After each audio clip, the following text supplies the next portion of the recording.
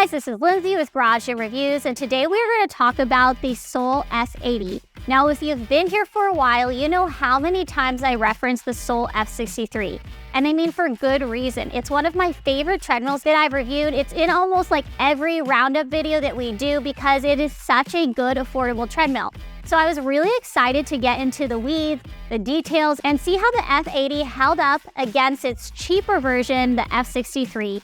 But before we get into all of the details, go ahead, subscribe to our channel so you can stay up to date on all things fitness. I mean, we're not just doing treadmill reviews here. We've got a lot coming your way, so go ahead and hit that subscribe button. Also, if you want to purchase this treadmill, go ahead and use the link below the like button to do so.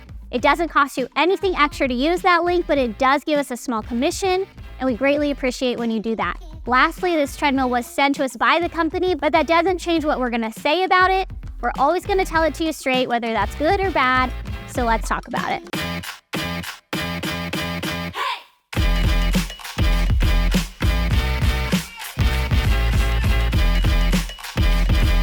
Now, first thing I want to say off the bat, this is a running treadmill. Now, there are certain treadmills that I would only recommend for walking. There are certain treadmills I would only recommend for running. And then there are a few that are kind of in that middle ground, that overlap area. But this, although you can walk on it, is honestly better suited for somebody who's wanting to do a lot of running. One of the reasons for that is its belt deck size. This is a 60 by 22 inch belt deck. Now, honestly, this is the first treadmill I've reviewed with a 22-inch belt deck. Most belt decks that I've seen are that 60 by 20 inches.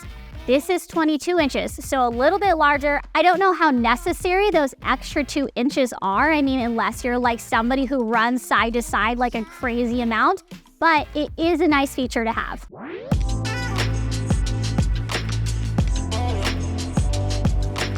Another reason I would recommend this for running specifically, or somebody who's wanting to do a lot of running, is because of the motor size. This is a 3.5 CHP motor, so you don't have to worry about any sort of components burning out. It can withstand a lot of volume running at a lot of intense speeds, so definitely a great motor size. Now, the F80 does come with a touchscreen. Honestly, it was clear graphics, it was easy to use. It also comes with 10 preset programs, things like hill running, interval, cardio.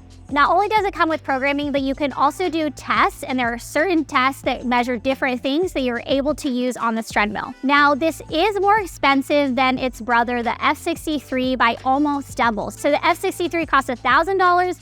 This costs closer to $2,000 at $1,900. Now, it is still a more affordable treadmill, especially when we compare it to something like the Nordic Track Commercial 1750. But if you need financing, you can go ahead and use Citizens Pay to get financing, and it has 0% APR for up to 12 months. Now, I didn't assemble this treadmill, but Sam here at GGR did. He said overall he'd give it a 7 out of 10. It went pretty swimmingly, pretty smooth, up until they got to some plastic components where they had a hard time aligning it to where they needed to drill in. It took a little finesse. They were able to get it done. He said overall pretty easy. Definitely recommends having 2 people to assemble this together. And just be aware when you come to any sort of plastic components that you might have to wriggle things around in order to get it to line up.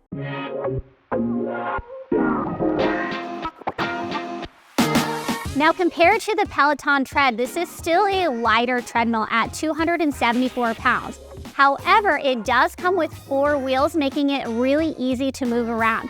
So a lot of treadmills we see only have 2 attached wheels in order to move it. This has 4, so even when it's in the upright position, you're easily able to move it around, side to side, whatever you need to do. Also, it handles a little bit better on turf and carpet than some other treadmills that only have 2 wheels attached. Now, this isn't the biggest treadmill that we've seen, and honestly, because of its Z design, it feels less bulky. It feels a little bit more compact, but it's still 66 inches high, 82.5 inches long, and 38 inches wide. Now, this is only 2 inches wider than the F63, and again, that's because it has a 22-inch belt deck versus that 20-inch belt deck. It is still a smaller treadmill when you compare it to a lot of other high-end treadmills out there, but make sure you have the space available before you purchase. One of my favorite things about this treadmill is its weight capacity. Industry standard is 300 pounds, and a lot of treadmills around this price range are about that, 275 to about 325.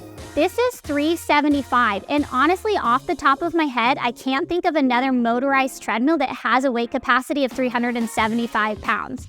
The only treadmill that I even think about is manual treadmills like the True Form Trainer or the Assault Runner, which have a weight capacity of 400 pounds. So this is really unique. It allows a lot of people to be able to use it because of that 375-pound weight capacity.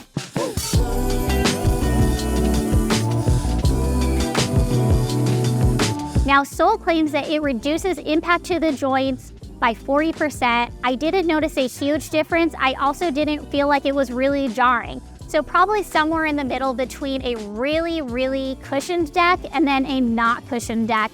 I didn't notice a huge difference, but Sole claims it. I'm not a treadmill scientist, so I'm just gonna go with it. In terms of incline, it has a 15% incline. Now, I do wish that this treadmill had a decline option. Again, it's more expensive than the F63, so I wish that it had a decline option. Even like a 3% decline would be really great, but it does meet that 15% grade, so you're at least able to get a good booty burn from it. Just like the F63, it meets that 12 mile per hour mark, so if you are somebody who's running those 4-minute, 5-minute miles, this can definitely handle it and go at high speed. Now, a couple conveniences that I really appreciate about the F80, it has dual water bottle holders. It also has little more shallow holders for you to put keys or whatever else inside. It has dual fans that honestly did a pretty decent job of keeping me cool while I was on my run.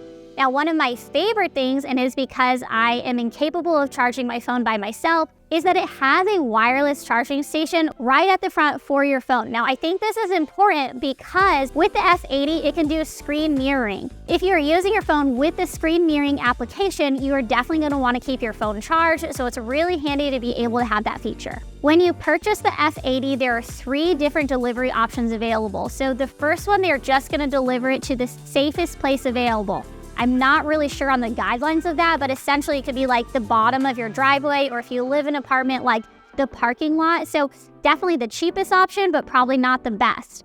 The second option is room of choice. So they'll go ahead and deliver the F80 to exactly the room where you want it. The third option, and obviously the most expensive, is room of choice plus assembly.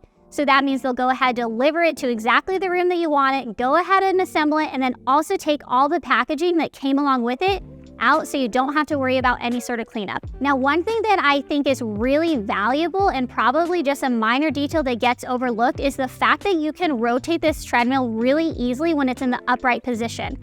It just makes it a lot more portable and easier to move around from room to room without having to fully move it into a horizontal position to engage those wheels.